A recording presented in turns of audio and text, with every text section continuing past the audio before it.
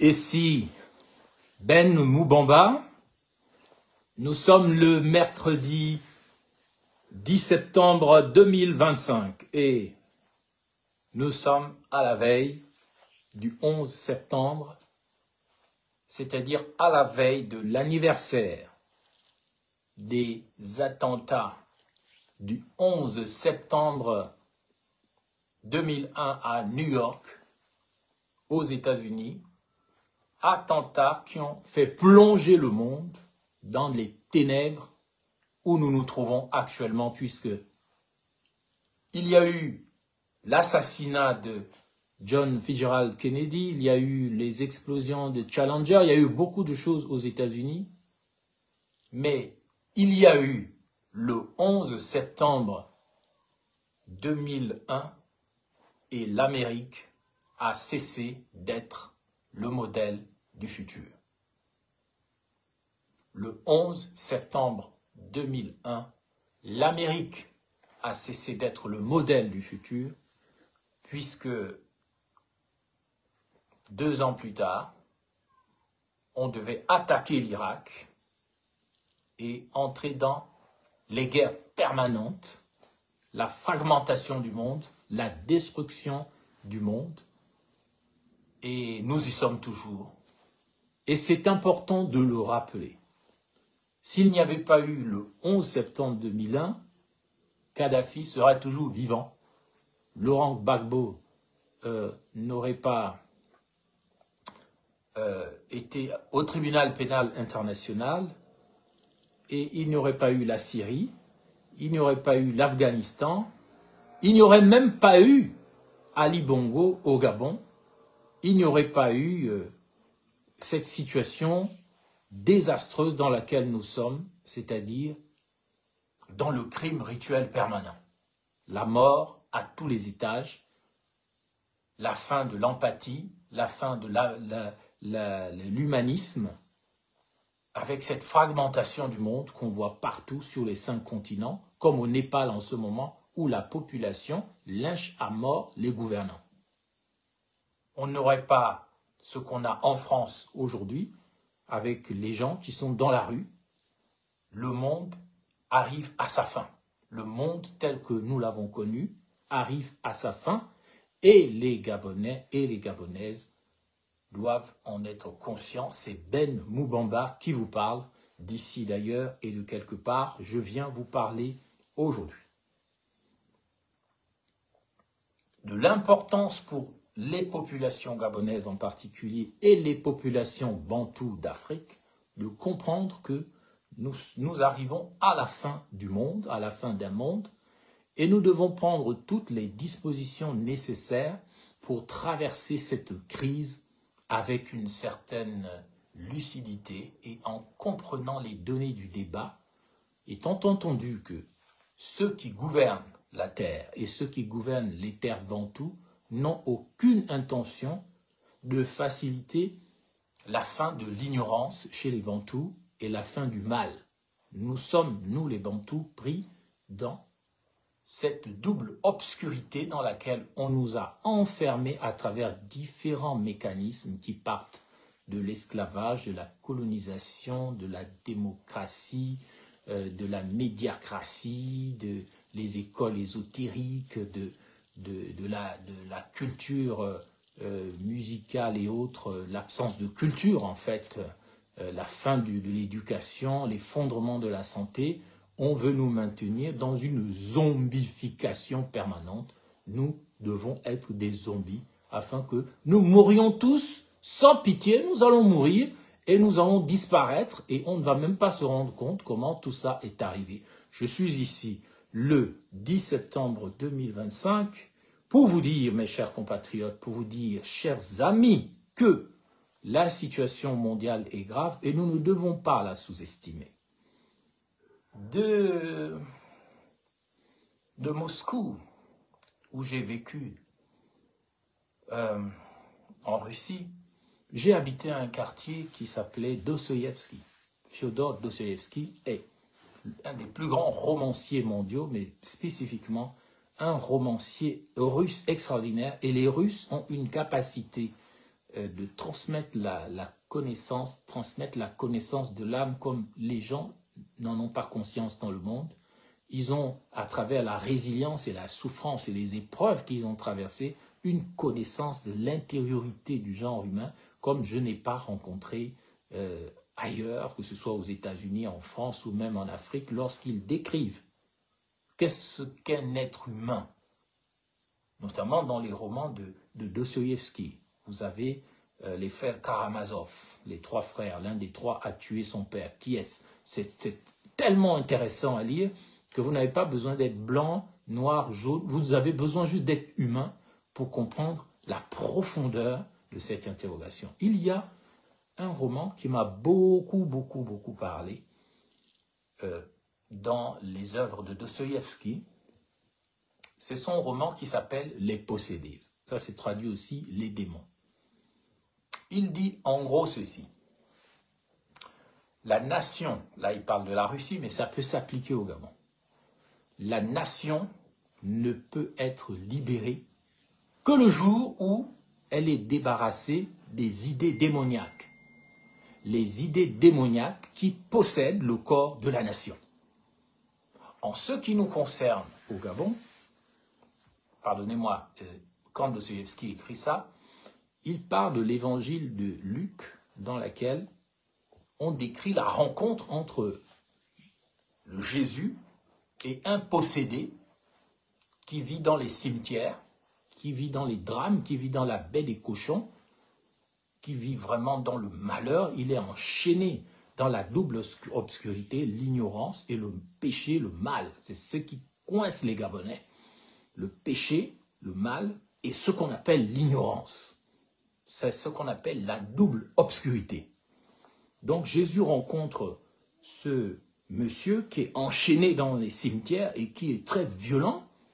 Vous savez qu'il y a un de ces fous, il y a un scandale aux États-Unis en ce moment où un de ces fous, un noir, a tué une belle blonde blanche et c'est vraiment, ça choque les gens, ça renforce la guerre des mondes, la guerre des races et c'est très choquant, il l'a tué comme ça. Il y a aussi des blancs qui tuent des noirs, mais là ça choque énormément de gens, c'est un furieux, un possédé qui sort et qui se met à crier des insanités, des choses horribles. En fait, ce fou-là, dit Dostoïevski, qui était donc sur l'île de Gadara, dans sa folie, dans sa possession de toutes les idées démoniaques qui étaient en lui, c'est-à-dire des démons qui étaient dans son corps, il était comme une antenne réceptrice dans une île qu'on appelait l'île de Gadara et où on pratiquait l'économie des porcs, l'économie des cochons. Le game sale, un peu quand vous voyez au TT, là où ils vous emmènent sur les réseaux sociaux, c'est toujours dans du sale, dans des endroits qui montrent que le Gabon, c'est la baie des cochons, c'est le pays du sale, le pays où on fait le sale game, c'est sale, le pays des possédés, des démons. Il n'y a que ça, il faut les voir danser, c'est comme des démons, il faut entendre les Gabonais parler, c'est comme des démons, des possédés. Il n'y a pas de charme, il n'y a pas de douceur, il n'y a pas de belles fréquences. C'est que des fréquences de crapauds, des fréquences de cochons. Ils sont là, croix. Il n'y a pas de belles voix. Même les enfants ont changé de voix. Les femmes ont changé de voix. Les hommes, les femmes ont maintenant des voix de dragons. Les hommes ont des voix de femmes. Les enfants ont des voix je n'ose pas le dire, mais des gens qui ont été traumatisés. Et donc, Jésus arrive et il y a un de ces fous qui sort du cimetière, qui se met à hurler avec sa sale voix de possédé. Waouh! Et Jésus dit aux milliers de démons qui sont dans le fou de Gadara, il leur dit ce qu'il a à leur dire. Et donc les démons, ils vont négocier, ils vont dire pardon, ne nous renvoie pas en enfer, Jésus, s'il te plaît. Laisse-moi, non. Vous savez, parce que les gens qui aiment le sale, les cochons, les porcelaines, les bébés porcelaines, c'est souvent les gens les plus violents. On le voit au Gabon, c'est les gens les plus horribles. Il est policier, mais il te tue, il te torture au B2. Mais le jour où ils doivent mourir, c'est les plus peureux. Il faut voir les cochons, les porcs, quand on les égorge, c'est eux qui crient les plus forts. Les moutons, ils sont là, calmes. Hein? On te cisaille le cou, on t'envoie faire la sauce et tout. Tu es calme en tant que mouton. Tu as une certaine... Mais le cochon, le porc, oh là, quand il crie comme un malade, c'est un peureux. Mais quand tu lui donnes le pouvoir au cochon, à la baie des cochons, au porc, au bébé porcelaine, mais il faut voir comment, s'il t'attrape, donne-lui les galons, il t'attrape, il te tue, mais il ne va pas avoir pitié de tes cris. Hein. Les cochons mangent même leurs enfants, ils mangent les hommes, ils n'ont pas de morale, ils sont sales, ils n'ont pas de pitié, ils sont comme le prophète là, qu'on appelle Moussavou, qui brûle les excréments, ils aiment le sale, ils parlent comme des cochons, ils menacent, ils crient, mais quand leur jour de mourir est venu, oh, ce sont ceux-là qui crient le plus fort, tellement c'est des peureux. Alors, ils vont négocier avec Jésus. « Oh, ouais, pardon, renvoie-nous chez nos parents. Les cochons, les porcs ne nous renvoient pas en enfer. Ils ont tellement peur de mourir. » Bon, Jésus a pitié d'eux, il les renvoie dans les cochons. Et les cochons se jettent dans la mer ou dans le lac et ils redeviennent des sirènes, des mamiwata, des êtres, des eaux qui sont dégueulasses, qui font leurs choses en bas dans les abysses. Donc, Dostoïevski rappelle cet épisode dans son roman Les Possédés ou Les Démons pour dire ceci. La nation ne pourra être libérée que lorsqu'elle sera débarrassée des idées démoniaques qui possèdent le corps de la nation, parce que les démons, les possédés, sont comme des énergies intelligentes, c'est-à-dire des idées, des fleurs du mal, l'opium du peuple. Ils sont là, ça te possède, tu es agité, tu es possédé, tu aimes le sale, tu es un cochon, un porc, tu n'as que des idées du sale, les idées démoniaques. Et tant que la nation n'est pas libérée des idées démoniaques, on ne peut donc pas dire que quelqu'un nous a libérés. On nous a libérés de quoi? Il nous a libérés de rien. Parce que les idées démoniaques qui possèdent le corps de la nation sont toujours là. Et j'en ai identifié 3. Je voulais vous en parler dans mon introduction. Et je vais les développer. La première idée démoniaque qui possède le corps de la nation bantoue qui est au Gabon, c'est la culture du sang impur. Travailler avec le sang impur, qu'on chante dans l'hymne national français, qu'un sang impur abreuve nos sillons. Qu'un sang impur abreuve nos sillons. C'est ça. On veut boire ça, on veut avaler ça, on veut manger ça. Comme des moustiques, on aspire le sang. Et on dit que son sang retombe sur nos têtes. C'est ce que les yavistes ont dit aux Romains quand ils jugeaient Jésus. Il a dit, on s'en fout que le sang de l'innocent Jésus retombe sur nous. Cette idée démoniaque, je vais la développer, celle du sang impur, elle possède le corps de la nation bantoue. Et on peut tout faire. On peut changer de gouvernement, on peut changer de ministre, on peut changer tout ce qu'on veut au plan matériel. Si cette idée démoniaque n'est pas nettoyée de la nation, on ne pourra aller nulle part. Première idée démoniaque qui possède le corps de la nation bantoue telle qu'elle est au Gabon. La deuxième idée démoniaque qui possède le corps de la nation bantoue qui est au Gabon, c'est la magie sexuelle. Cette idée selon laquelle, pour arriver à ses fins, on doit utiliser le sexe, lui enlever sa dimension sacrée, ou même sacramentelle, en faire du n'importe quoi, afin d'accéder à un bien-être, à un pouvoir ou à quoi que ce soit. Donc, on viole ainsi d'abord dans la première idée qui possède en tant que démon ou démon le corps de la nation bantoue qui est au Gabon, c'est le sang impur, faire couler le sang de manière impure.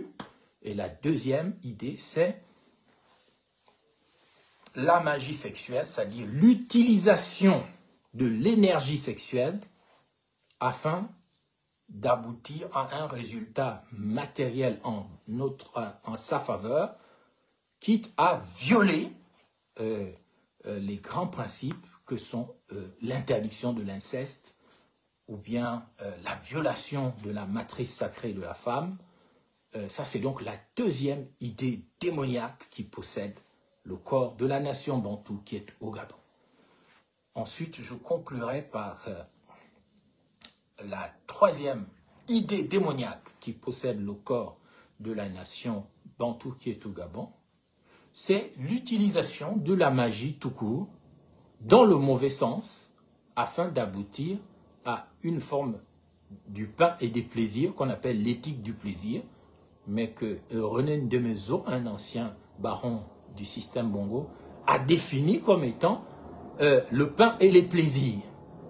Donc vivre tout le temps dans le fétichisme, la magie noire, la sorcellerie. Ça, c'est la troisième idée démoniaque qui possède le corps de la nation bantoue qui est au Gabon. Donc, on peut tout faire, on peut avoir toutes les richesses du monde, mais si on n'est pas débarrassé des idées démoniaques, des fleurs du mal, des opiums du peuple, qui possèdent le corps de la nation bantoue qui est au Gabon, on n'ira nulle part. On peut annoncer des budgets de 7000 milliards. D'ailleurs, on demande à voir sur quelle base on peut tout faire. Eh bien, on n'avance pas. Mes chers compatriotes, c'est toujours Ben Moubamba qui vous parle. Nous sommes le mardi 10 septembre 2025 et il me semblait important, en cette veille du 11 septembre, anniversaire du 11 septembre 2001, alors même que le monde est en flammes, hein, que ce soit au Népal, on tue les premiers ministres, on massacre les gens dans la rue, on ne comprend pas, la France est en ébullition, les États-Unis, ça ne va pas, la Russie, l'Ukraine, c'est la guerre, l'Afrique, n'en parlons plus, la Côte d'Ivoire, c'est vraiment du n'importe quoi. Eh bien, il me semblait important de rappeler au peuple gabonais que vous pouvez tout faire. La liberté, ce n'est pas avoir accès au pain et au plaisir, mon Dieu. Une fois que tu as bu ta régab, ta bière régab, une fois que tu as couché avec une femme ou avec un homme, une fois qu'on t'a donné un peu d'argent, que tu allais les dépenser, tu tournes en rond dans ton éthique du plaisir, tu n'avances pas parce que l'argent n'est pas permanent. L'argent coule comme de l'eau dans les mains. Autrement dit, la libération, c'est d'abord une libération spirituelle ou même psychospirituelle dans la tête, l'accès au bonheur intérieur, à la paix et à la tranquillité au-dedans de soi. Et cette tranquillité qu'on a au-dedans de soi-même, elle se transmet à l'environnement parce qu'on a trouvé la paix à l'intérieur de soi, à l'intérieur de son âme, ainsi qu'il est écrit dans le livre 11 des Confessions de l'Africain, le théologien africain Augustin d'Hippone. Bien tard, je t'ai aimé, dit Augustin. C'est que tu étais au-dedans de moi. Il parle de Dieu ou de la vérité. Et moi, je te cherchais à l'extérieur. Bien tard, je t'ai aimé. Ô toi, l'infinie beauté. C'est que tu étais au-dedans, à l'intérieur de moi. Et moi, je te cherchais dans les plaisirs. Je te cherchais à l'extérieur de moi. Et il dit aussi, dans la Cité de Dieu, le livre qu'il écrit à la fin du monde romain, à la fin de l'Empire romain, alors que l'Empire est tombé, il dit, sommes-nous, est-ce la fin de ce monde? Il dit, je paraphrase, il dit, sans doute que non, mais un jour tout finira. Si déjà la fleur se fane et que l'herbe se dessèche, il reprend la Bible. Que dire alors de ce monde, dit Augustin d'Hippone? Ce monde est passé d'avance. Ce monde est passé d'avance parce que quand nous venons dans ce monde, nous redoublons en fait. Parce que la vie, c'est comme à l'école, on parle de la maternelle, on passe au primaire, on va au collège, on va au niveau de plus en plus supérieur. Vivre, c'est ça. Vivre, c'est essayer d'accéder au monde des essences divines, au monde de la déité. Et quand ta vie a été nulle, c'est quand tu es devenu un cadavre, que tu es mort, et que ton esprit est libéré des contingences du corps humain. Et c'est là que tu te rends compte que tu as raté ta vie. Tu as perdu ton temps dans des conneries toute ta vie. Tu as cru que la vie, c'était boire, copuer les femmes, copuer les hommes, c'était le plaisir, c'était... et puis après, quand tu meurs, quand tu es libéré des contenances du corps, tu te rends compte que tu as raté ta vie. Oh! Et c'est toi qui demandes à revenir pour venir réparer les dégâts que tu as fait dans cette vie, tout ce que tu as raté. C'est ce qu'on appelle la réincarnation. Ne croyez jamais quelqu'un qui vous dit que la réincarnation n'existe pas. Elle existe. Tu as déjà vécu dans ce monde. Et tu es revenu parce que tu as raté ta vie. Et chaque fois que tu reviens ici, tu essayes de recommencer une nouvelle vie. Tu veux renaître afin de devenir ce que tu dois devenir. Et c'est pourquoi Augustin d'Hippone dit aussi « Devenez ce que vous recevez ». Mes chers compatriotes, laissez-moi vous développer maintenant le premier point de... Je ne serai pas aussi long que d'habitude. Le premier point des idées démoniaques qui possèdent le corps de la nation bantou qui est au Gabon.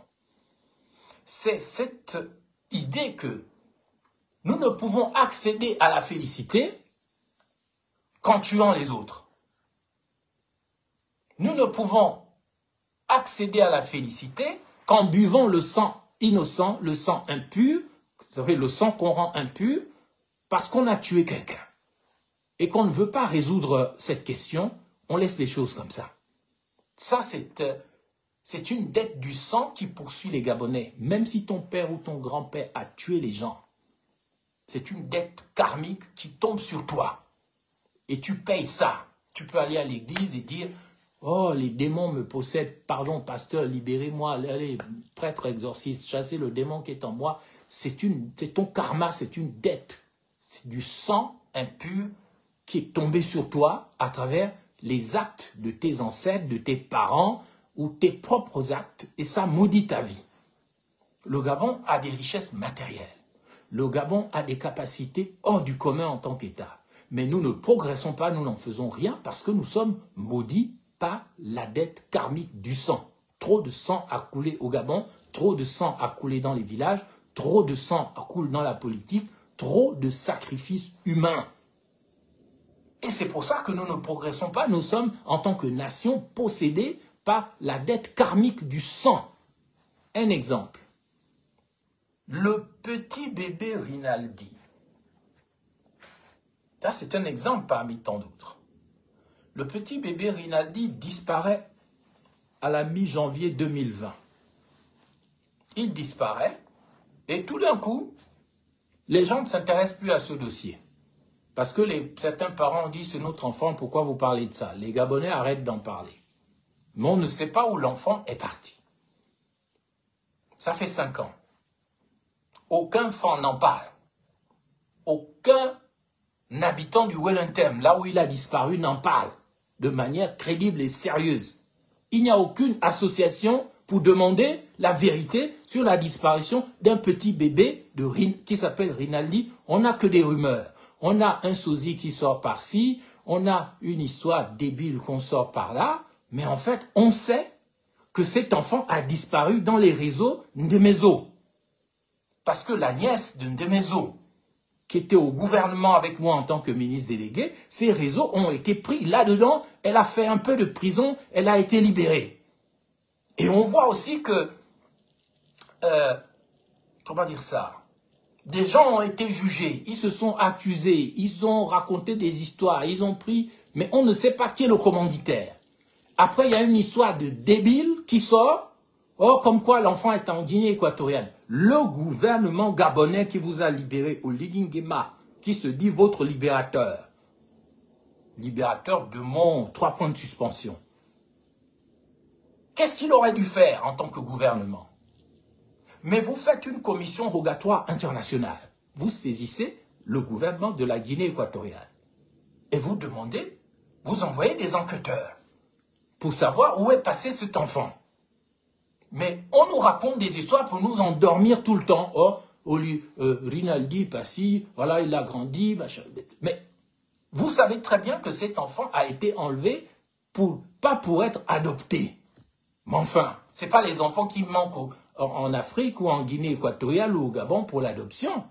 Vous savez très bien que dans le pays qu'on appelle le Gabon, non seulement on mange des singes qui ont un ADN très proche de l'être humain qu'on ne devrait pas manger, on mange des gorilles, on mange des chimpanzés, on mange des ouistitis, ce qui est anormal en termes d'alimentation parce que l'ADN du singe est très proche de l'ADN de l'être humain. On mange ça, on trouve ça normal, on trouve que c'est bien pour l'alimentation. Il y a des maladies qui se répandent là-dedans, on laisse faire, on n'interdit pas.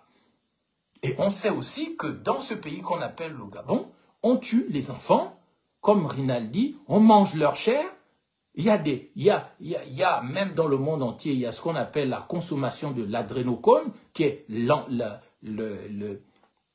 comment dire ça, le sang des enfants qu'on prend quand on est vieux pour se rajeunir.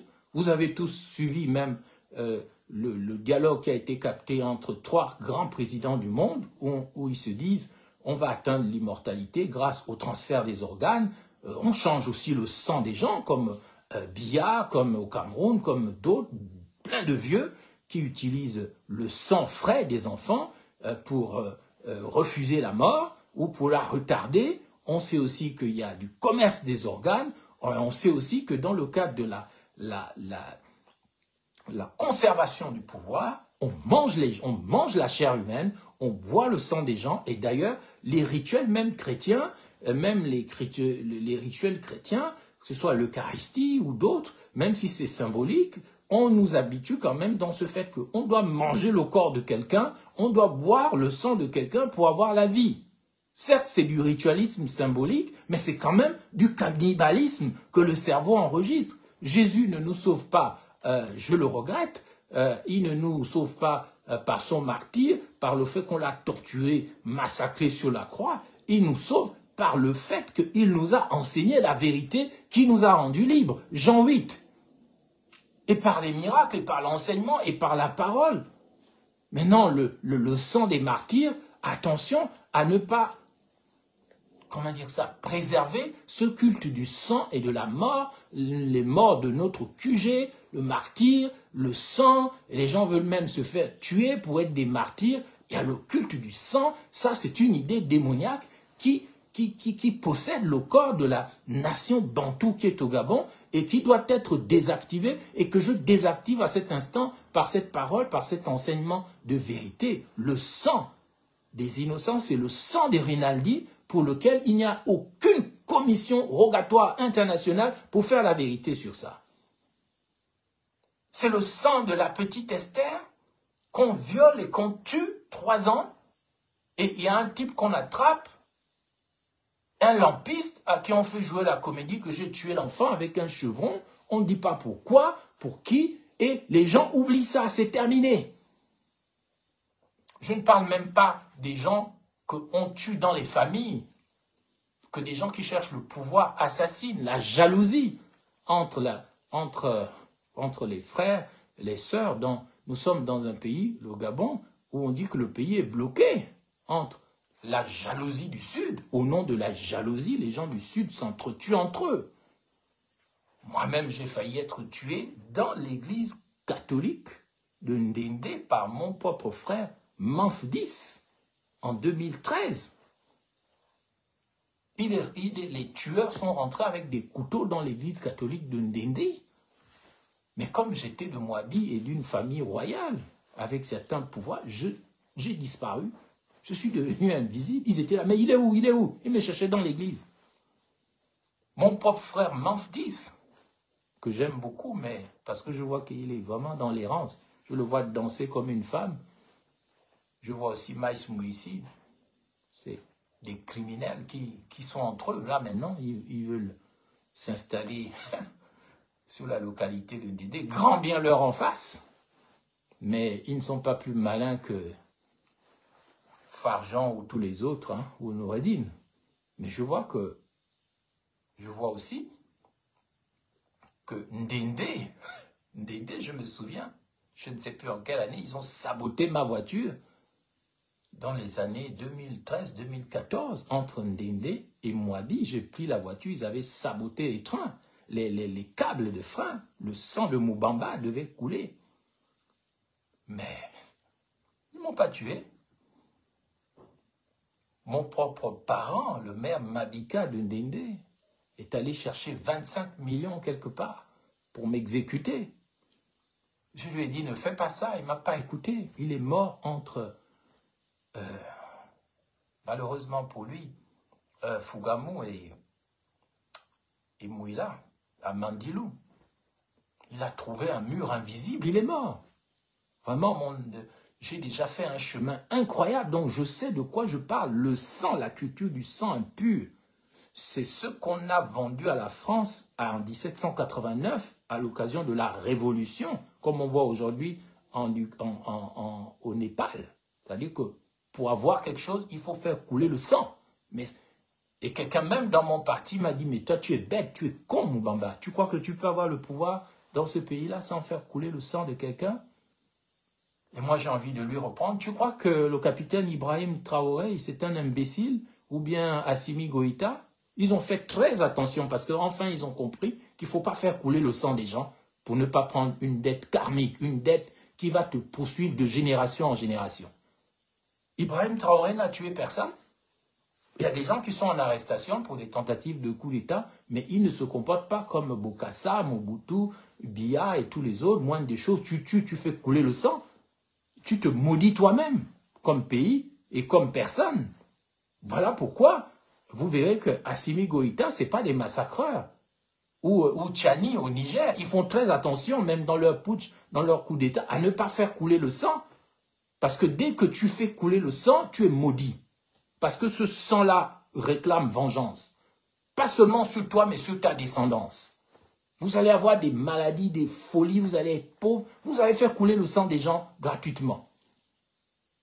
Ça, c'est une idée qui possède le corps de la nation gabonaise et tous les hommes politiques, en tout cas sauf moi je ne suis pas dedans, ils font couler le sang, pour un oui ou pour un non. Voyez les crimes rituels. Voyez comment le pape des crimes rituels, un certain Madungu, est maintenant nommé conseiller d'Oligui Nguema. Il a à nouveau des voitures. C'était l'homme qui tuait les gens pour Ali Bongo. Ils avaient des voitures, ils faisaient le tour du Gabon parce qu'ils devaient remplir le quota des morts qu'il fallait, le sang qu'il fallait faire couler au Gabon pour avoir le pouvoir. Et il y a des gens qui mangent la chair humaine. Je ne citerai pas ce chef d'État pour lequel j'ai appris, un de ces livreurs en chair humaine, je le croise dans un avion, un jour il me dit, mais c'est moi qui livre sa chair humaine, il me mange ça. Il se rebooste comme ça. Il n'est pas prêt de mourir, il bouffe la chair humaine, il boit le sang humain. Et au Gabon, vous avez des cérémonies les vendredis où on met le sang humain dans l'eau, dans des réunions. On fait tourner ça, les verres comme ça, on dit tu bois. Et les gens font des pactes de sang. C'est enfin leur essor vers la félicité. Et on chante comme des idiots, les Français chantent comme des idiots. Qu'un sang impur abreuve nos sillons. C'est le sang de qui? Le sang impur là, c'est le sang de qui? Nous n'avons aucune explication du sang de Germain-Ba. Qu'est-ce que vous avez fait de son corps? Nous n'avons aucune explication du sang qui a été versé au Gabon. Pourquoi? Le sang qui a été versé à Orlando, le sang qui est versé à Makongogno, le sang qui est versé pendant toute cette période-là, avant les élections, où les forces de défense et de sécurité, pour une histoire d'or dans le sud-est, ils vont, ils tuent, on ne s'explique pas pourquoi l'Esther Miracle a coulé. Et pourquoi on dit que la cellule du Nord a coulé l'Esther Miracle, qui appartenait à la famille d'un pasteur des églises éveillées, notamment ami de Yannick Ndong, qui se définit maintenant comme un fan pour nous. Mais tu as menti, Yannick Ndong. La conquête du Sud, hein, c'est pas encore gagné. Hein. Donc, vous tuez les gens au Gabon, vous faites couler le sang, et vous vous étonnez que le pays soit sale et qu'il n'avance pas. Vous ne pouvez pas être béni avec un pays où on tue les gens en douce. Et je vais vous expliquer comment ils font. Vous savez, après je vais passer à la magie sexuelle. Je vais finir par là. Dans l'Égypte ancienne, quand ça s'appelait le Kemet, le pays des Bantous, les gens savaient que dans son voyage vers l'au-delà, l'âme ne doit pas sentir mauvais. C'est-à-dire, elle doit avoir la conscience pure et tranquille. C'est pour ça qu'on momifiait les gens avec le sel ou même avec le sucre. Vous étiez cristallisé, vous ne sentiez pas mauvais. Et tout ce qui sent mauvais, les humeurs, le caca, le sang, tout ce qui pourrit, on devait mettre ça quelque part dans une sorte de canari ou de pot. On devait fermer ça, c'était ça, un reliquaire, et on mettait tout ça dans la tombe. Donc votre corps momifié, on mettait ça dans le sarcophage, en attendant votre arrivée vers l'éternité, le monde des essences divines, et votre pourriture, même le cerveau, c'était tellement sacré qu'il fallait que ça parte avec vous dans la tombe. On ne devait pas laisser traîner les organes, d'où les paroles démoniaques des Gabonais quand on dit « mais les organes ». C'est ce que ça veut dire, dans un langage codé. On devait protéger tout ce qui pourrit dans un reliquaire et à partir de là, on devait fermer et ne jamais ouvrir ça. C'est ce qu'on appelle chez les Pounous un ditingu, c'est-à-dire c'est votre double astral. C'est une bombe, c'est une énergie vitale. Et c'est quelque chose de sacré qu'on ne doit jamais ouvrir.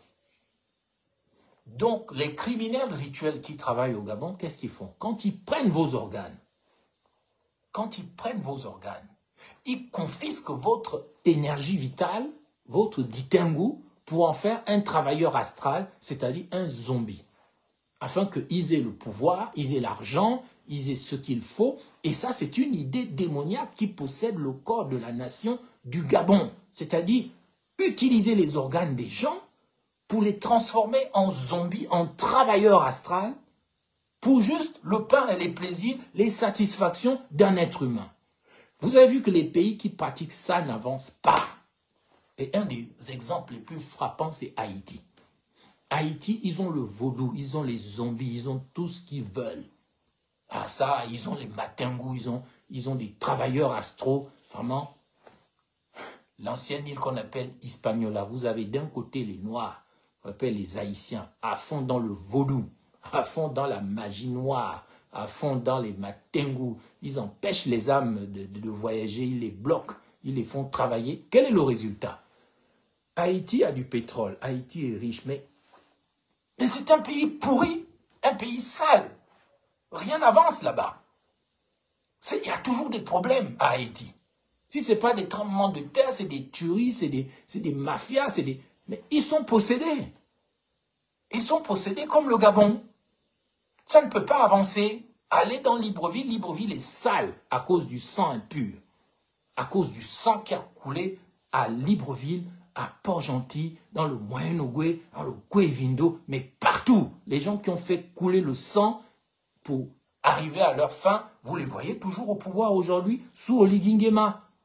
Ils sont nommés gouverneurs, ils sont nommés ceci, ils sont nommés cela, parce qu'ils travaillent avec le sang. Ils disent comme les Français, qu'un sang impur abreuve nos sillons. On doit boire ça parce qu'on veut, on veut ceci, on veut cela. Mais pendant ce temps, le pays est maudit.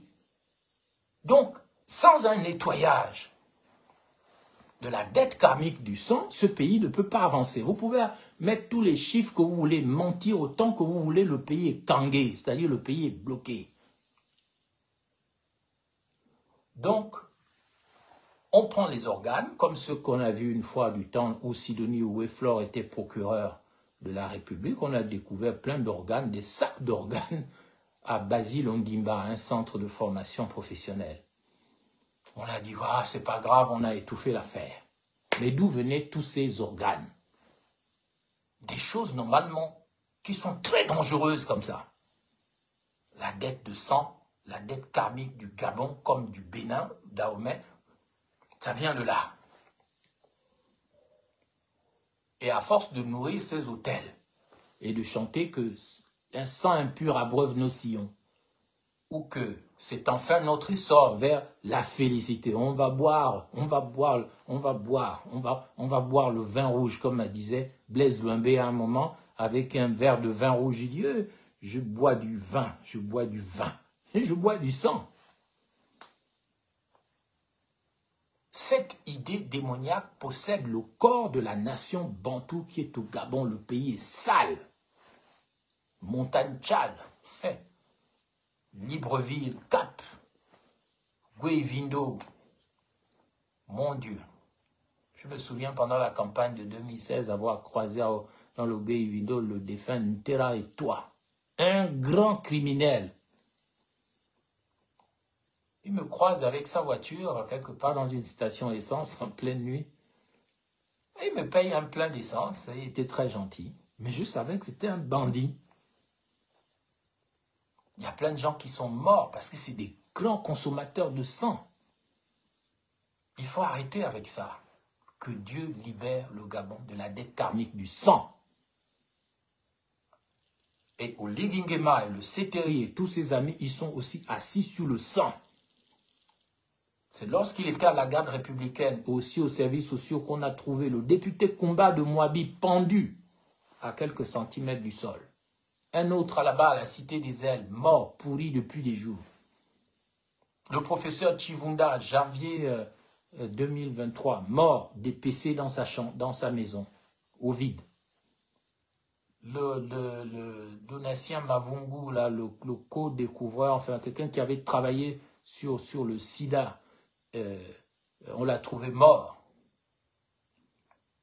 Donc, tiens, il y a Mbung Pins qui veut dire aussi, je sens mauvais tout seul, si on interprète son nom. Il est là, il commente.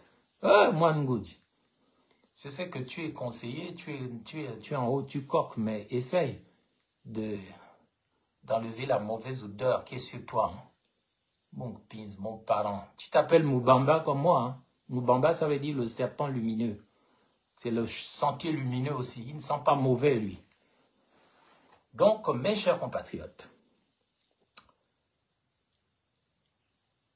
le sang des innocents est en train de retarder le Gabon. Cette idée démoniaque doit être désactivée dans notre pays. Vous voyez par exemple Richard Moulomba.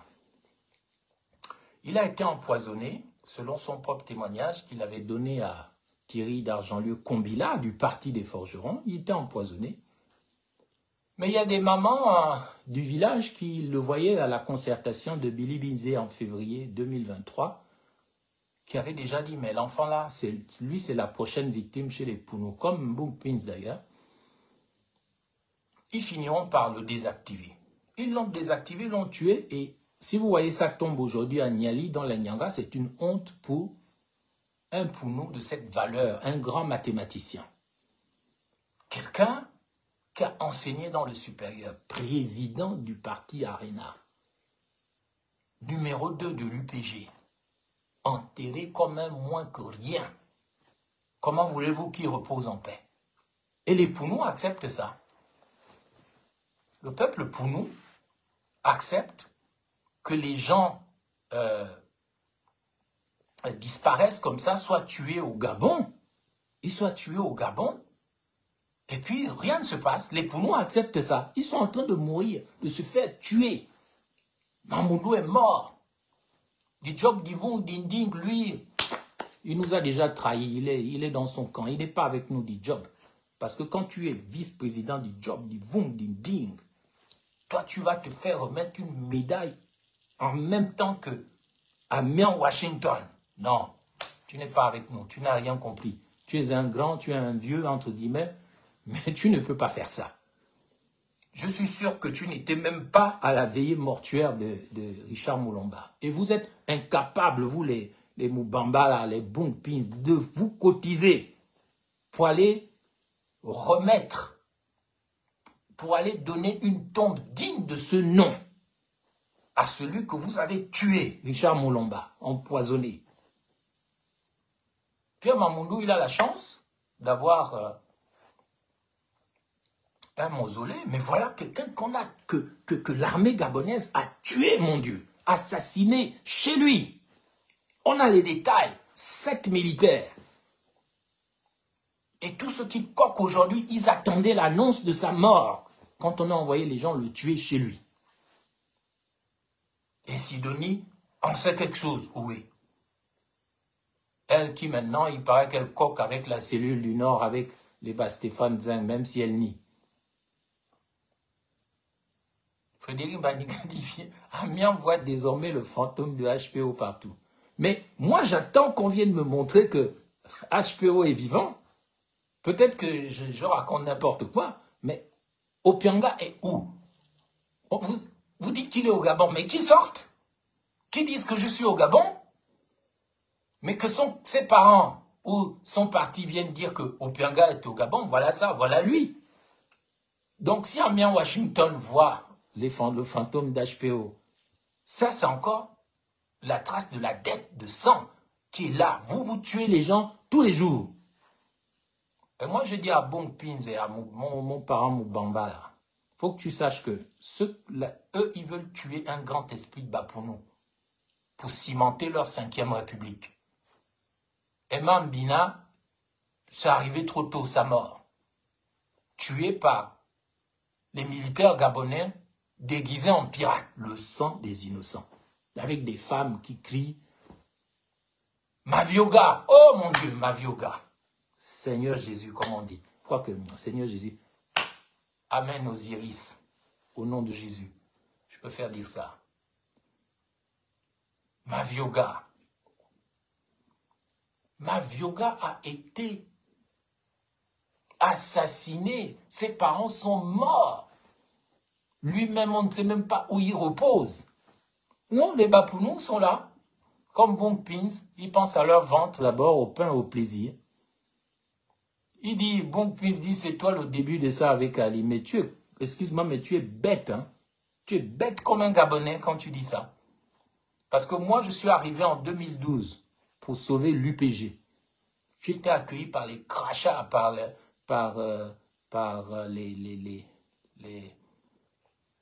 gens que je ne veux pas citer ici. J'ai failli me faire assassiner. Quand j'ai été expulsé de l'UPG en 2015, les gens applaudissaient. Vous étiez tous avec Léona et Sangui, tous les antis, tous les ennemis des Bapounous. Ils criaient, ils étaient contents. Moi, je suis très heureux en 2016 d'avoir fait ce que j'ai fait. C'est-à-dire que je savais que Jean Ping était un bandit. Moi, je ne suis pas bête, je suis de Moabi. Je savais, parce que j'avais parlé avec Jean Ping, que le sang qui allait couler au QG là ne servirait à rien. Ça, c'est le sang du Minotaure. C'est le sang impur pour nourrir encore vos conneries. Bon, Pins, c'est mon petit frère. Il m'a insulté de haut en bas quand il était au Congo dans les forêts là. Mais il ne sait pas que chez les Pounous, on n'insulte pas son grand. Quand tu insultes ton grand, tu te maudis toi-même. Tu prends la malédiction sur toi-même. Donc, moi aujourd'hui, Jean Ping danse avec ceux qui ont tiré sur les Gabonais. Mais moi, j'avais déjà vu ça. Parce que j'ai mangé dans un restaurant très luxueux où Jean Ping m'a invité en 2016, en avril 2016, non loin de chez lui, des Champs-Élysées. J'étais là, j'ai posé la question à Jean Ping. J'ai dit, mais monsieur le président Jean Ping, supposez que moi je descende au Gabon, je vous soutienne. Qu'est-ce que vous allez faire quand la panthère va sortir les dents, les griffes et qui va tuer les gens? Parce que je savais qu'il allait y avoir des morts. Jean Ping m'a répondu, au moins j'aurais essayé. Mais j'ai compris qu'il n'avait pas pris les dispositions pour défendre le vote du peuple gabonais et que quelque part, ces gens-là que vous avez suivis, c'était des buveurs de sang et des mangeurs de chair humaine. Tout ce qu'ils espéraient, c'est qu'on vous tue au moins 1000 morts, 500 morts. Comme ça leur ouvrait le pouvoir. Mais s'ils avaient été responsables, ils auraient fait comme Ouattara, ils auraient préparé des commandos invisibles, ils auraient fait venir une armada de l'extérieur pour venir défendre leur vote. Mais je te le dis, toi, Bong Pins, qui fait l'idiot ici parce que tu es conseiller, tu es bête. Parce que, normalement, toi là, qui a le corps d'un gars un peu viril, costaud là, des gens comme toi là, tu vas finir sacrifié parce que tu es trop bête. Tu es trop bête. Alors je te pose la question. lorsque 1000 souris viennent attaquer un chat, qui gagne? Les souris ou bien le chat? Eh bien, les souris, que sont les civils, ne peuvent pas gagner contre un chat. Donc, un type qui est responsable, il n'expose pas des civils face à une armée. Donc, ne viens pas m'emmerder avec les conneries de Jean Ping qui ne t'a pas donné d'argent. Tu es maintenant avec Oligui. Il a maintenant ses puits de pétrole, il a son argent, il s'en fout. Il est là avec Franck, machin. Donc, vous êtes mort pour rien. Et tu voulais que moi, je soutienne ça. Mais tu es con de penser ça. Moi, alors que je sais que on va tuer les Gabonais et que rien ne va se passer et que la France est derrière Ali. Et moi, je vais accepter qu'on tue les gens, qu'on fasse couler le sang humain. Juste parce que vous voulez du sang. Non, pardon. Moi, j'ai dit non et j'ai eu raison de dire non. Aujourd'hui, vous avez honte de critiquer Jean Ping. Il a son argent, il a ses puits de pétrole. Vous êtes mort pour rien dans le labyrinthe du Minotaure. C'est la mythologie grecque. Un Minotaure qui avait besoin de jeunes dans son labyrinthe, dans son immeuble. Il devait se nourrir de ça. Le système s'est nourri de votre sang. Parce que vous n'avez pas voulu comprendre les gens qui venaient comme des prophètes politiques. Vous les avez insultés. Vous avez cru que 1000 souris pouvaient tuer un chat. Et vous n'avez pas fait comme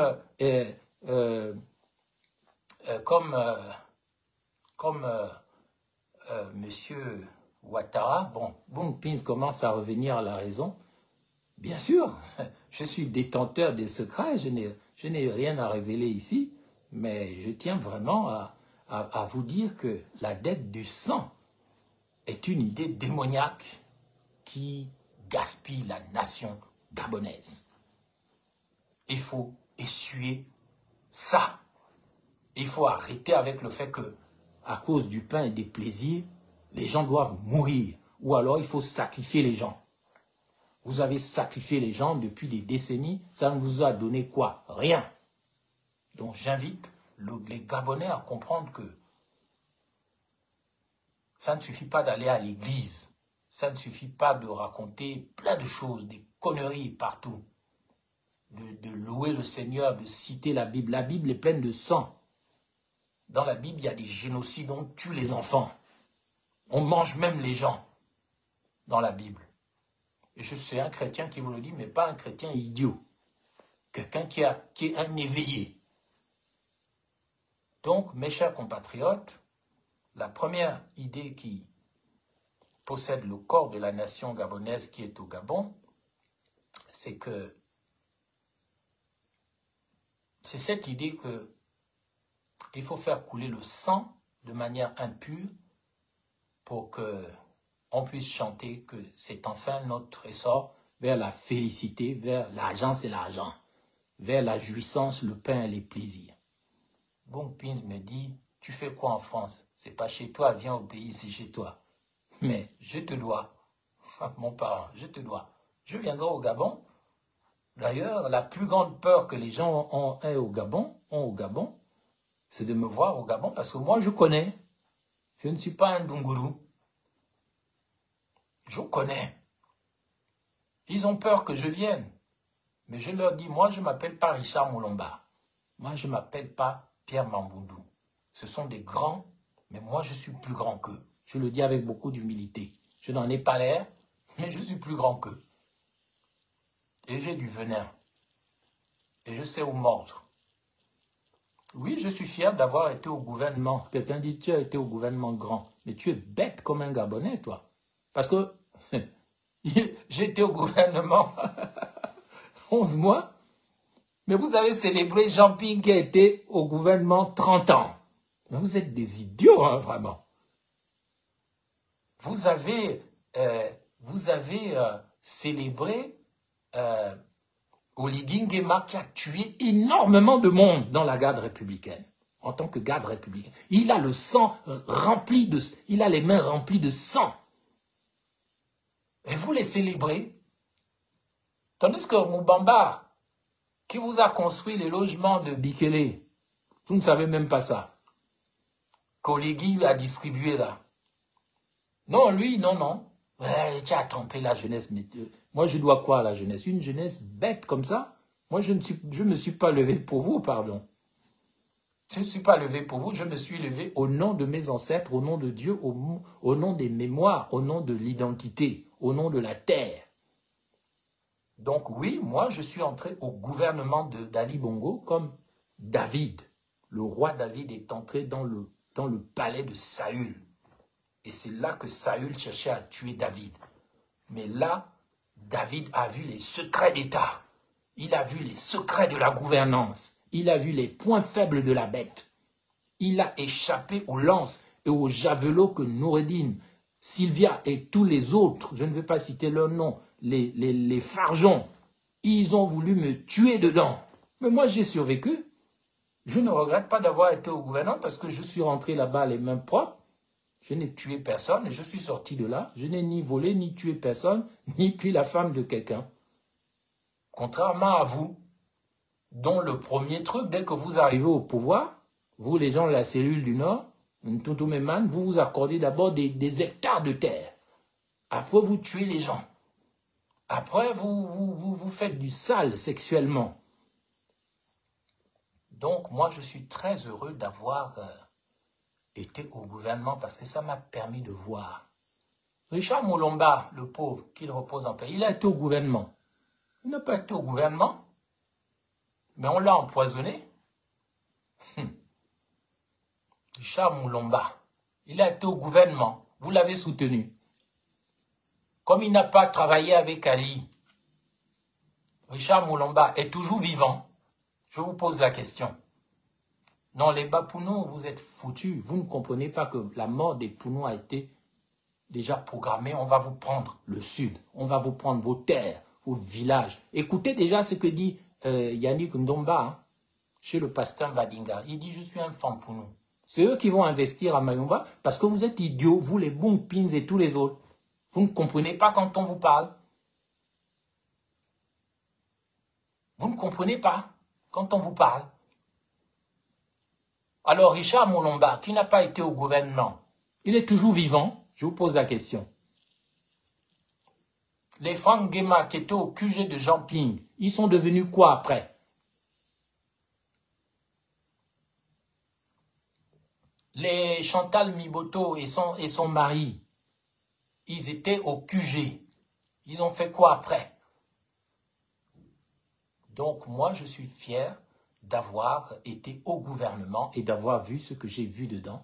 Et ça me permet d'avoir ma stratégie. Et je n'ai pas l'intention d'en parler ici. Merci. J'en ai fini avec le sang impur, qui est la première idée démoniaque qui possède le corps de la nation. Et ce n'est pas seulement sur un plan politique, c'est aussi dans les villages, dans les familles, dans les entreprises. Au Gabon, tuer, faire verser le sang de quelqu'un, c'est une chose que les gens font à la légère et ils ne savent pas que le Gabon est sur le plan spirituel, comme Haïti. C'est-à-dire qu'on a plein de travailleurs astraux, plein d'âmes errantes qu'on a tuées, plein de Matengu. Moi, je vous dis que Rinaldi, bébé Rinaldi vivant, c'est de la pure connerie, c'est de la manipulation. Un gouvernement sérieux. D'abord, les francs eux-mêmes, les gens du Wellington devraient déjà faire des collectifs pour réclamer la vérité sur Rinaldi. C'est pas, moi je parle en tant que Gabonais en tant que Gabonais de Moabi. Mais j'aimerais voir les Marcona et Sangui, les gens de Yem, les gens de Bissok, de Bitam, de Minzik, de Mimvoul, notamment cette petite dame qu'on vient de nommer gouverneur de Port-Gentil. On enlève un fan à Port-Gentil, on remet une fille fan, je n'ai rien contre, mais on voit bien qu'il y a un problème de lutte, de guerre entre le nord et le sud. Entre le nord et le sud du Gabon. Cette guerre, elle existe. Une guerre des fréquences.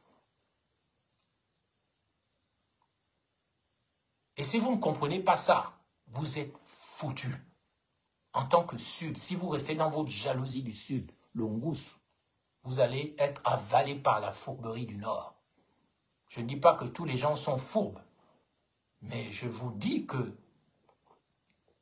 les vies des gens comme Manf 10 sont déjà hypothéquées. Il est en danger. Mais lui-même, il ne voit pas ça. dans le cadre de la disparition des Pounous. Il va voir comment on va le traiter avec le petit Maïs ici, Nzebi, Pounou, je ne sais pas quoi. Lui-même, il va voir. J'aurais été lui, j'aurais positionné un petit et je me serais protégé. Mais ce qu'il fait là, il fait les mêmes erreurs que les Pounous font. On n'a plus personne chez les Pounous, à part Moubamba. Il n'y a plus personne. Peut-être le dernier qui reste, c'est Marang Mamoussave. Lui au moins, même s'il aime son argent, il n'est pas comme Dijob Divung Dinding. Lui au moins, c'est quelqu'un qui ne s'est pas mis à genoux. Il a beaucoup de défauts, notamment quand il était vice-président. Il a beaucoup de défauts, mais il a un orgueil encore pour nous. Il ne se met pas à genoux. Il se bat. Je ne suis pas d'accord avec ce qu'il fait, tout ce qu'il fait, mais le dernier dans les grands qui reste chez les Pounous, c'est Barang Mamoussave. Et moi, dans ma génération, je ne vois personne. Hein. Le dernier qui restait là, ils l'ont empoisonné, Richard Moulomba. Et ceux qui voudront tuer Moubamba quand Moubamba sera au Gabon, ce n'est pas forcément les gens de la présidence, c'est des gens comme Bong Pint pour défendre leurs petits morceaux de pain. Des petits rigolos, des OTT, des Washington et tout ça. Ce sont ceux-là, des Ona, des Marcona, tout ça. Ils ont une haine contre moi, mais je ne sais pas pourquoi. Je ne sais pas pourquoi. Parce que je suis le dernier Pounou de ma génération qui reste. Les autres sont morts. Et les Pounous qui m'ont combattu, comme Mathieu Mbomba Ndiengi, qui le repose en paix, un homme que j'aimais beaucoup, il est mort récemment d'un AVC. David Badinga, ils font ce qu'ils peuvent pour réunifier l'UPG, Moukani et Wangou, qui épouse ma propre fille, ma propre nièce. Ils ont été écrabouillés par le système parce qu'ils n'ont pas compris que le Sud devait être protégé si on voulait sauver le Gabon. Les richement fondés, tous ces gens font des erreurs. On a donné maintenant le pays à des bandits, des gens qui ont du sang sur les mains, à Moabi, je ne vais pas les citer. Oui, le dernier qui reste encore un peu, qui a un Bangala, pardonnez-moi l'expression, c'est Marang Mamoussave. Mais tous les autres, pour nous, c'est terminé, à part Moubamba. C'est pour ça qu'on veut me tuer. Mais vous ne me tuerez jamais. Moi, j'ai assez de venin pour abattre un buffle. Et ça, c'est une menace. Quiconque va essayer de me combattre, il va tomber, il va chuter, il va mourir. Personne ne mourra jamais. Que chacun garde ses positions. Vous n'allez rien me faire. Vous êtes des petits rigolos. Maintenant, je veux attaquer la deuxième idée démoniaque qui possède le corps de la nation. C'est la magie sexuelle. Normalement, la sexualité n'a rien à voir avec la pornographie, que vous appelez la baise ou la touma-anologie. La sexualité est un langage sacré inventé par Dieu pour la perpétuation de la vie. Lorsque vous avez une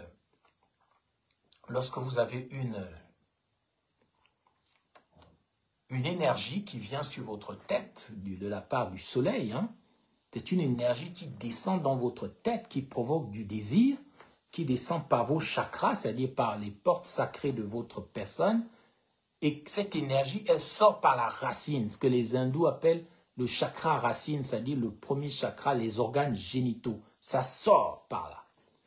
Et cette énergie qui doit aller après dans un temple sacré, dans un banja sacré pour créer de la vie.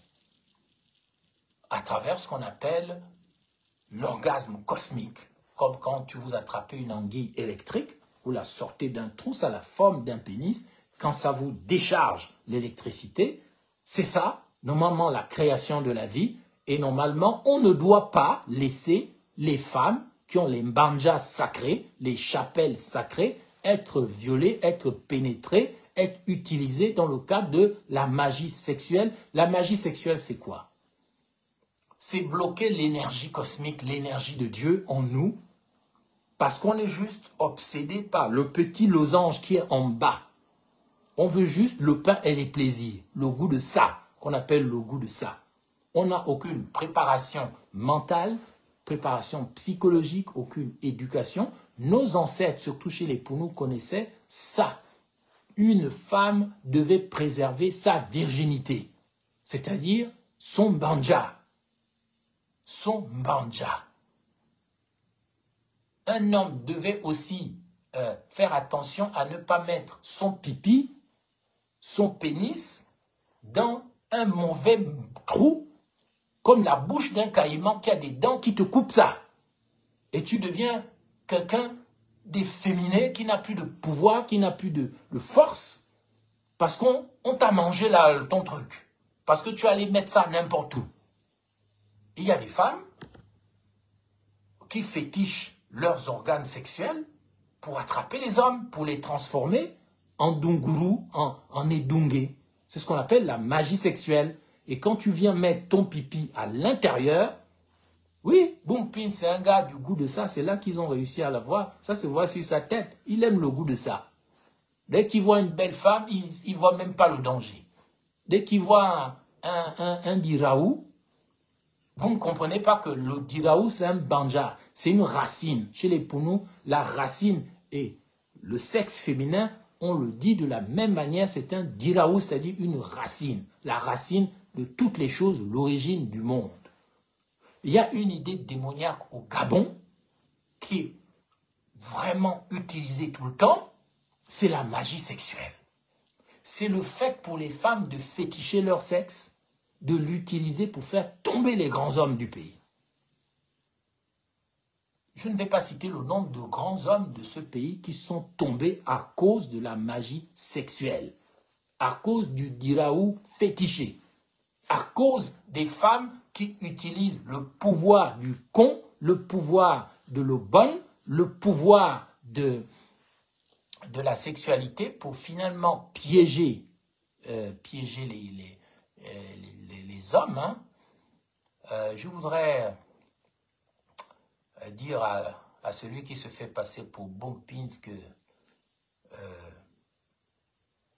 tu es un idiot, tais-toi, je ne te répondrai plus parce que tu es là comme un sorcier, un vampireux. Tu es un imbécile heureux, un idiot utile. Tu n'es même pas Bumpins parce que Bumpins c'est un rigolo, mais il ne parle pas comme tu parles. Ça c'est un faux profil. Donc, mes chers compatriotes, il y a après le sang, on doit tout faire au Gabon pour purifier l'énergie sexuelle parce que ce n'est pas l'énergie sexuelle que le Gabonais et la Gabonaise sont tombés. Quand Oligui Nguema envoie des milliers de préservatifs en pays pour nous dans la Nyanga, ceux qui lui ont conseillé savent que s'il y a un endroit où il ne faut pas se moquer des gens en matière sexuelle, c'est bien dans la Nyanga. Et pourtant, lors du 30 août 2025, on a déversé des milliers de préservatifs. Pourquoi là-bas et pas dans le Goué Lolo? Pourquoi là-bas et pas dans le Goué Ivindo ou dans le Wellington? Mais j'ai compris que vous voulez humilier les Bapounous, les Mériens et les apparentés en disant que nous savons que dans cette province, il y a eu une guerre entre les Bapounous et les Français. La raison était que les colons, quand ils venaient, ils violaient les femmes, ils couchaient les femmes, et les Pounous qui se sentaient dévirilisés et humiliés par cette magie sexuelle qui consiste pour un homme possédé et démoniaque par une sexualité débridée et non sacrée, de venir pénétrer, violer, coucher, toumer, comme Yannick Ndon et tous ceux qui sont allés là-bas à Mayumba et dans la Nyanga pour le 30 août, il s'agissait d'aller toumer, coucher, copuler, violer, baiser les femmes pour nous humilier. Nos sœurs, nos mères, nos cousines, nos trucs, en disant, non, on va vous envahir. Il y a quoi? Vous n'avez plus de défenseurs, vous les Pounous. Dans la Nyanga, vous avez qui? Mundunga, il va vous défendre comment? Ulrich Manfumbi, regardez déjà le ventre. Le ventre de gars qui a pleuré devant Oligui Nguema à Dongila avant l'élection présidentielle du 12, c'est le 12 avril. Non, vraiment, général, si c'était pas toi, et on voit les larmes du colonel Manfumbi qui coulent à Dongila. Quelle honte! Je ne me suis jamais senti aussi honteux. Parce que Ulrich Manfumbi, c'est mon parent en plus. Le gars, il est là, il pleure. Oh non, vraiment, tu es le meilleur. Ah, Oligui, si c'était pas toi, je n'allais pas m'en... Il parle comme une femme. Je n'allais pas m'engager dans cette bataille où j'ai risqué ma... Tu as risqué ta vie en faisant quoi? Tu n'as rien risqué. Vous n'avez rien risqué. Vous n'avez rien risqué. Donc, en fait, le fait que notre ami, nos amis visent la Nyanga avec leurs préservatifs, c'est bien la preuve qu'ils veulent éteindre l'esprit du Nyangou en général et l'esprit de la Nyanga en particulier. Le problème, c'est que la Nyanga est composée d'acteurs politiques de la même génération que moi, mais qui sont possédés par le démon de la jalousie. C'est un démon qui s'appelle le Ngusu, la jalousie. Dès qu'ils voient un des leurs qui brille, surtout qui est propre, ils se mettent à le jalouser. Ils vont même préférer aller soutenir des gens qui ont du sang sur les mains plutôt que de soutenir leur frère qui est propre. Ils vont le faire, pourquoi? À cause d'un démon, d'une autre idée démoniaque qui possède le corps de la nation gabonaise, surtout au sud du Gabon, qu'on appelle Ngusu. Comme l'autre pasteur qui s'appelle Ngoussi, c'est la même chose. Quand vous entendez Nguesso, Ngoussi, c'est la jalousie. Et cette idée démoniaque qu'est la jalousie possède le sud du Gabon. Ce qui fait que des gens comme moi, tu es bloqué entre le Ngusu de tes frères, la jalousie de tes frères, et puis l'autre démon qui possède le corps de la nation gabonaise en haut là-bas, derrière la magie sexuelle et le sang, c'est la fourberie du Nord. Tu peux marcher avec quelqu'un du Nord, mais il faut que tu saches que le gars ou la femme, elle a un douk-douk. Tant que tu es un bilobe, ou même que tu n'es pas un bilobe, mais le gars, il a la dent ou la griffe de la panthère derrière le dos. C'est un ami fan qui m'a expliqué ça. Et c'est Denise Mekam aussi qui m'a expliqué tout ça. Qui m'a dit, Ben Moubamba, un jour avant le conseil des ministres, Denise Mekam m'a dit, mais toi là, Moubamba, il faut que tu saches que nous, chez nous les femmes, nous on s'en fout de ce qu'on dit de toi. Même si on te chie dessus, on te crie dessus, même si on dit que tu as mangé quelqu'un ou que tu as tué ton père, on s'en fout parce que c'est une énergie, c'est un souffle qui fait monter ta puissance. Donc même si tu as tué Rinaldi, chez les femmes, c'est pas grave. Tant que ça fait monter ta puissance. Même si on t'insulte, tout le pays se tourne vers toi, oh, tout le monde crie. Chez nous, c'est ça qui fait monter la puissance. J'ai dit, eh ben dis donc, Denise Mekam de Ndjolé, là vous êtes vraiment, est-ce que Mekamamba, c'est ton frère? Ah, me dit, laisse-moi ça. Mais chez nous, là, il ne faut pas suivre. Nous, on s'en fout. Il suffit de les voir. Hein. C'est pour nous, hein, chez les bilobes qui ont des esprits de femmes, on te crie dessus, on te critique un peu. Là, maintenant, tu es déjà abattu. Mais chez les autres, non, regardez-les bien. Regardez Stéphane Nzang. On l'accuse d'être un terreau. On les accuse même, la cellule du Nord, d'avoir coulé le bateau Esther Miracle. Ils sont tranquilles. Ils n'ont pas l'esprit des Pounou. On les accuse d'avoir fait dérailler des trains. Ça ne les touche même pas, ils s'en foutent. Demain, on va apprendre qu'ils ont enlevé Rinaldi, qu'ils ont tué la petite Esther. Ça les touche en quoi? Ah, Seigneur. Bon, ça montre aussi un esprit guerrier, mais quand même, ça laisse une dette karmique de sang, tuer les gens sans pitié comme ça, les massacrer, et puis ça ne vous touche même pas, c'est normal. Sans oublier cette idée que... Bonjour, le journal du Gabonais libre. Cher Imhotep, il faut dire, hein, Bruno, ce n'est plus mon prénom, c'est juste sur mes papiers. Mais ma vraie fréquence, c'est Imhotep Vladimir. Après le Bruno pour terminer, oui.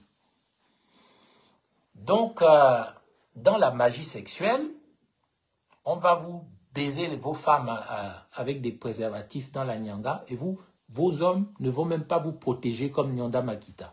Ils ne vont même pas faire la guerre. Ils vont dire Amen. Et ils vont danser Ikoku comme Manf disent là, moi, là. Ils vont bouger le cul et tout. Et tout le monde va voter pour eux. Et voilà, la Nyanga est perdue. Le Nyangou est perdu. Dans la magie sexuelle, les femmes fétichent leur vagin. Et les hommes aussi se fétichent leur spermatozoïde comme un poison. Et quand il t'éjacule dans le corps, la femme est maudite. Il récupère ton énergie. C'est ce qu'on font beaucoup d'étrangers. Et c'est ce que font beaucoup d'hommes. Ce n'est pas que les maladies, ce n'est pas que le HIV ou la syphilis. Il y a aussi des démons qu'on injecte dans la première porte de ton énergie, qui est le diraou, le con, le pénis, la porte du temple, le manja d'en bas. C'est ce qui monte dans jusqu'à ton cerveau, jusqu'au ciel. On te ferme la porte de ça. Tant qu'on ne va pas fermer la porte au désordre sexuel, à la magie sexuelle, au fait de faire couler le sang, on est foutu dans ce pays.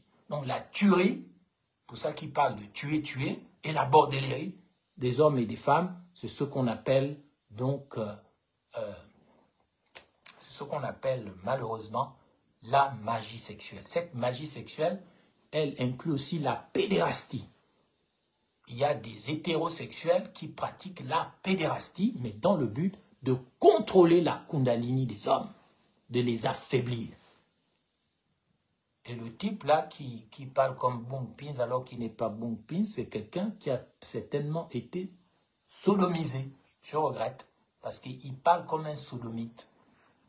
Il vient là avec un faux profil, il dit que oui, c'est moi Bong Pins et tout, mais on l'a découvert que c'est un maudit, c'est un maudit. La magie sexuelle frappe non seulement les hommes et les hommes, les femmes et les femmes, ça nous amène aux implants, à la contraception, à la stérilisation des femmes. Quant aux hommes, on les emmène à être féminisés par la pédérastie. On les emmène, les hommes gabonais, vous voyez seulement les jeunes gabonais, ils sont victimes de la magie sexuelle. Parce que les petits gabonais ont le pénis léger. Ils mettent ça dans n'importe quel trou. Mais une fois que tu as mis ça dans n'importe quel trou et que tu as joui, tu es maudit. Ton énergie est capturée. Ce n'est pas seulement que tes spermatozoïdes, mais ton énergie vitale. C'est une idée démoniaque. La magie sexuelle, ça t'enlève même la virilité dans la voix, dans le comportement, dans la position. Tu n'es plus un homme, tu n'es plus un pharaon, tu ne peux plus protéger les gens. Si tu es quelqu'un à qui on a coupé le pénis, le bangala, tu es fini. Il faut laisser ça repousser. Donc, nous devons parler de toutes ces choses en sachant que dans la magie sexuelle, ce n'est pas parce que vous avez une femme gabonaise que vous n'allez pas être victime de la magie sexuelle. Donc même cette idée de dire que prenez des femmes de chez vous, c'est encore un piège du diable.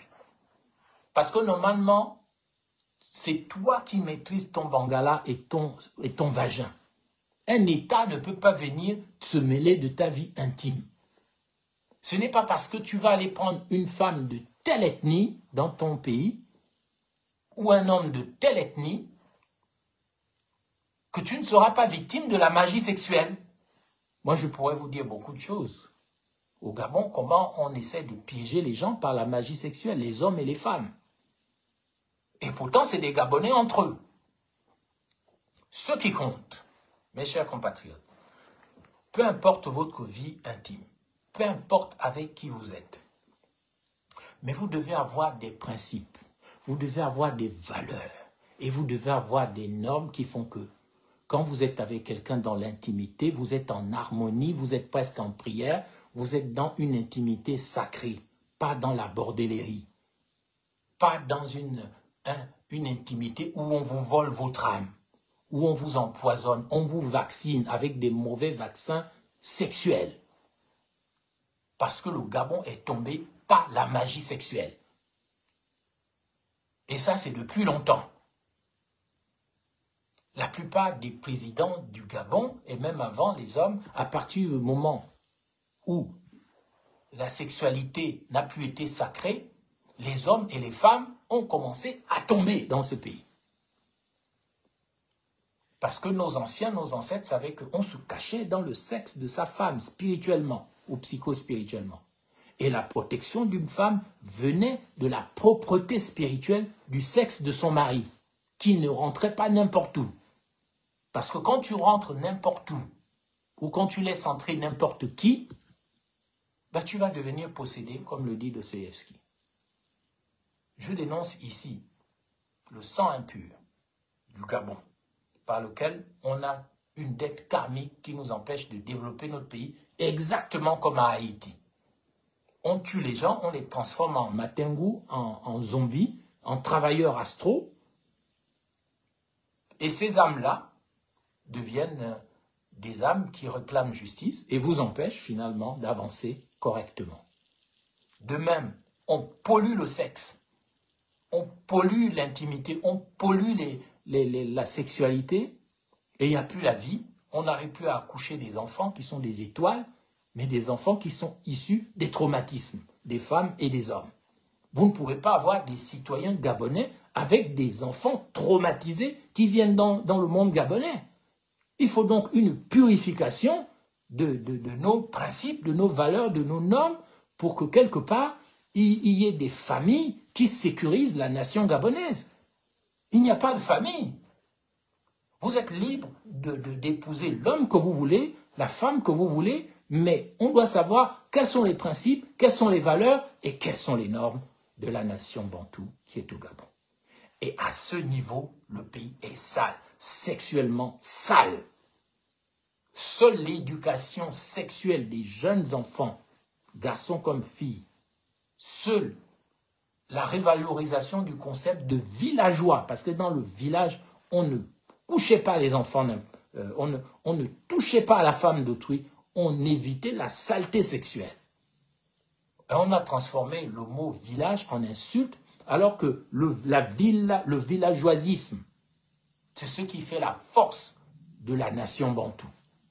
Parce que dans le village, il y a le côté communauté, où tout est en commun, ainsi qu'il était dit du temps du parti unique, quand un villageois va à la chasse, tout le monde partage le gibier, c'est-à-dire que personne n'est laissé à l'abandon. Il y a une civilisation gabonaise, c'est-à-dire que tout le monde se préoccupe d'un seul et un seul se préoccupe de tout le village. Je tenais à dénoncer la magie sexuelle comme étant une idée démoniaque par laquelle le pays est en train de se détruire. Et en ce moment, Oligui Nguema ne montre pas l'exemple et c'est préoccupant parce que lorsqu'il se présente dans un dispensaire avec un bébé, un nourrisson, soi-disant pour le vacciner, on espère qu'il a l'âge d'être vacciné. On ne voit pas la mère. On ne voit pas la mère. Quel est ce pays où un enfant n'a pas de choix? Il n'a de choix que soit d'avoir un père ou d'avoir une mère, une fille-mère. Nous devons repenser notre pays pour qu'il y ait la Trinité sacrée. La Trinité sacrée, ce n'est pas le Père, le Fils et le Saint-Esprit. La Trinité sacrée, c'est le Père en tant qu'entité, c'est-à-dire le roi. C'est-à-dire que vous avez la mère qui est prêtre, c'est l'entité du sacerdoce, et vous avez l'enfant qui représente l'entité prophétique, c'est-à-dire celui qui annonce le futur et l'avenir. Donc, mes chers compatriotes, sans cette trinité sacrée qu'est la famille, tout ce qu'on peut faire au Gabon sera toujours détruit par la magie sexuelle, par des jouisseurs, par le pain et les plaisirs, par le goût de ça. Et ce goût de ça détruit la famille, détruit les principes, détruit les valeurs, détruit les normes, et on n'a pas la trinité sacrée qui vient de la sexualité sacrée, avec un féminin sacré, avec un masculin sacré, avec un enfant ou l'enfant sacré. C'est ça la vraie trilogie, c'est ça la vraie trinité. Tu peux dire, au nom du Père, du Fils, du Saint-Esprit, tu racontes des conneries, excuse-moi. Parce que c'est au nom du Père, du Fils et du Saint-Esprit, ça doit être basé sur au nom du Père, de la Mère et de l'enfant. Sinon, Tu es manipulé, c'est tout. Je vais terminer mon propos maintenant à travers, je vais être conclu par là, les conditions de la renaissance du Gabon, de la nation bantoue qui est au Gabon. Cette condition repose sur le rôle de chaque membre de la cellule de base de la société gabonaise ou de la nation bantoue qui est au Gabon. Et c'est une belle idée, parce que les belles idées s'opposent aux idées démoniaques. Au Gabon, on répand les idées démoniaques. Et maintenant, il faudrait répandre des belles idées pour reconstruire le village Gabon. Je conclurai tout simplement en disant que l'homme doit retrouver son caractère royal, c'est-à-dire le Nyamoro, qu'on appelle en Égypte le Narmer. C'est celui qui a le bâton de commandement pour protéger les brebis, la nation, pour chasser les ennemis, le bâton pour guider les brebis, pour montrer la direction. C'est aussi celui qui a le chasse-mouche pour chasser les entités de mort dans le pays, que sont les mouches, les bandits. C'est pour ça que les bandits représentent, le mbandja représente le sexe féminin, comme le bâton représente le sexe masculin.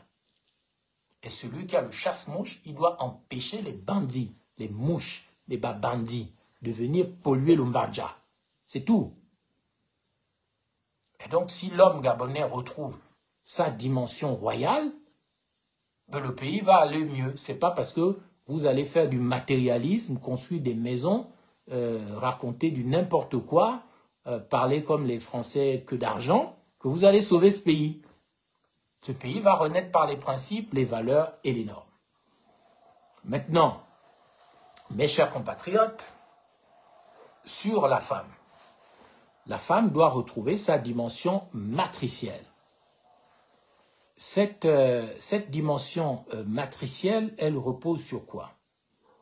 Elle repose sur le fait, comme dans le Mbumbayano, qui est, avant qu'il ne soit pollué par le vaudou, le culte du Mbumbayano, qui est un culte féminin, reposait en Égypte sur le fait que la femme, c'est elle qui installait le roi sur un tabouret, le pharaon sur le tabouret.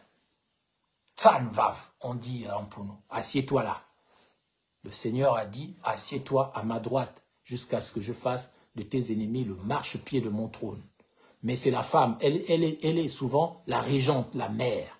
Elle fait asseoir le Nyamoro, le Narmer, sur le tabouret royal. Il faut donc qu'on retrouve au Gabon des femmes qui ne sont pas juste utilisées juste pour qu'on les couche, qu'on les humilie, qu'on profite de leur vagin pour avoir le goût de ça. Il faut que la femme retrouve sa dimension matricielle, c'est-à-dire celle qui contrôle les choses, celle qui préserve les choses, celle qui protège. C'est une dimension presque sacerdotale. Et c'est cette femme-là qui a la force de faire asseoir les nouveaux rois du Gabon, les nouveaux princes, sur leur position, leur tabouret. C'est ce qu'on appelle le Mbumbayano. Le Mbumbayano doit être corrigé, maîtrisé, débarrassé de ces comportements démoniaques qu'on voit aussi chez les femmes, c'est-à-dire la magie sexuelle, féticher son sexe, contrôler les hommes, les contrôler par le taboassi, comme on voit chez les femmes. On voit un blanc, on voit un homme, on veut le contrôler, on lui fait la magie, et puis après il devient comme un idiot, il fait tout ce que tu veux, machin, allez, camélian, toutoum, machin, allez, bof, allez. On fait de l'homme ce qu'on veut, parce qu'en fait on le contrôle, il est sous hypnose. Son énergie est sous hypnose. On l'a bloqué dans le mbandja, il ne peut plus sortir. Bouete, Mobutu. C'est la même chose. Kivi Mangongo. Sur le bouete.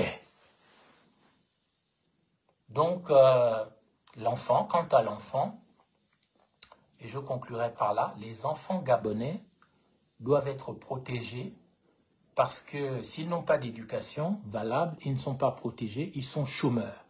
L'avenir du Gabon est sombre parce qu'on ne sait pas sur quelle génération future ce pays va reposer. Les générations futures sont comme sacrifiées par des gens qui n'en ont rien à faire. L'essentiel, c'est leurs enfants. Mais si vous allez, au Japon, vous allez voir comment on éduque des enfants. Depuis la maternelle, l'État se sent responsable de ses enfants. L'éducation n'est pas la guerre. Ce n'est pas un concours qui fait un homme. C'est le fait que vous permettiez à un enfant d'être un prophète, c'est-à-dire quelqu'un qui annonce l'avenir. Un enfant, c'est un prophète dans un pays. Il annonce l'avenir. Donc, si vous le massacrez, si vous le tuez, comme Rinaldi, comme Esther, mais vous tuez le futur, vous tuez les générations futures, il n'y a plus d'avenir possible. Vous n'élevez que des dongourous, des enfants mal élevés, des enfants qui n'ont aucun principe, aucune valeur, aucune norme. Et ça, c'est très grave. Il faut absolument que nous puissions arriver à préserver l'enfant en fondant, en créant au Gabon un grand ministère de la famille. Un grand ministère de la famille est une priorité parmi les priorités. Le ministère de la famille. On ne sait pas si Oligui Nguema aura la force de faire ça, mais en tout cas, Oligui Nguema n'a aucun avenir au Gabon. Il est désactivé, il n'a aucun pouvoir. Il a juste les baïonnettes, mais il ne pourra pas s'asseoir dessus. Parce que seul un grand ministère de la famille, avec un ministre d'État en charge de la famille, ça c'est le salut du Gabon. Avec des pouvoirs d'agir sur la démographie, avec des subventions pour la famille, avec l'interdiction de la dot. L'interdiction de la dot. Juste la dot symbolique. Avec de l'argent offert aux familles. Avec le financement des études des petits-enfants. Au moins l'école primaire gratuite pour tous les enfants du Gabon. Y compris les livres, les fournitures. Si on aime le pays, c'est ce qu'on doit faire. Parce que les enfants sont les prophètes de la nation. Ils annoncent l'avenir. Donc, je conclus ici mon propos du jour. Il fallait que je rappelle la parole de Dostoïevski que j'ai beaucoup aimé quand j'étais en Russie. J'ai habité le quartier de Dostoïevski à Moscou et je me suis beaucoup intéressé à ce romancier de fin du 19e siècle de Russie qui a donc écrit le roman Les possédés ou les démons. Et c'est là que j'ai réalisé que les Gabonais sont des possédés, en grande majorité des démons. Des gens possédés comme le fou de Gadara de l'évangile de Luc, qui vivent dans la baie des cochons et qui sont contents de vivre dans le sale.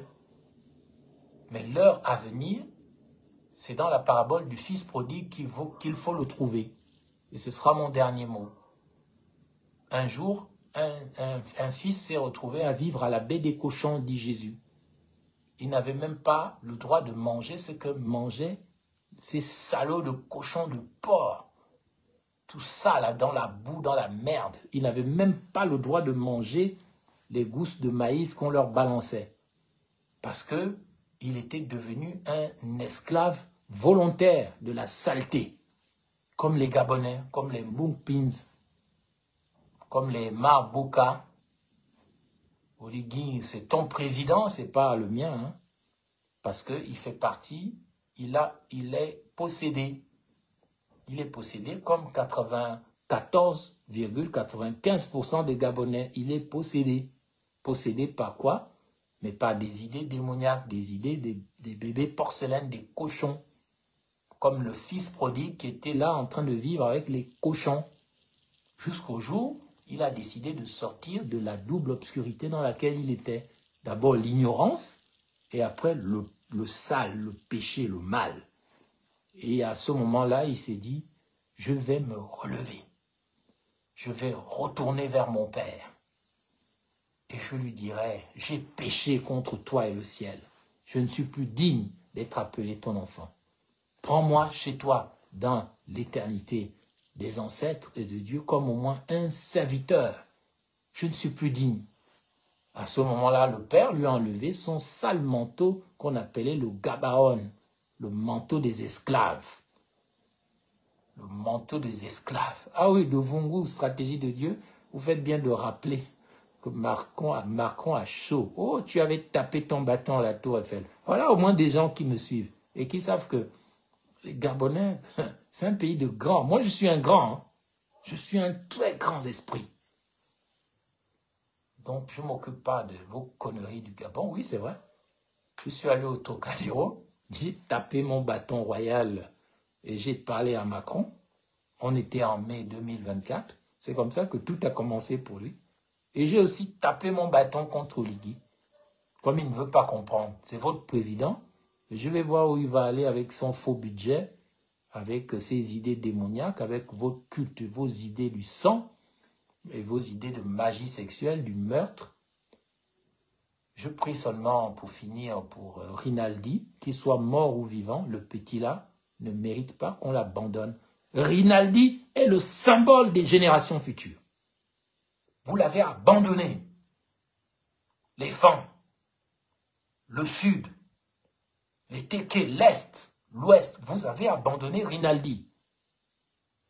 Vous avez abandonné Rinaldi et vous êtes maudits à cause de ça. Je dis que la jeunesse gabonaise devrait manifester pour demander la vérité sur ce qui est arrivé à Rinaldi. Parce que là où il est, il ne peut pas vous porter chance. Parce que vous l'avez abandonné. Comme on a abandonné la petite Esther, comme on abandonne les petits Gabonais. Il n'y a pas de futur possible pour un pays sans ses générations futures. Je termine par ici et je vous dis à très bientôt. Merci.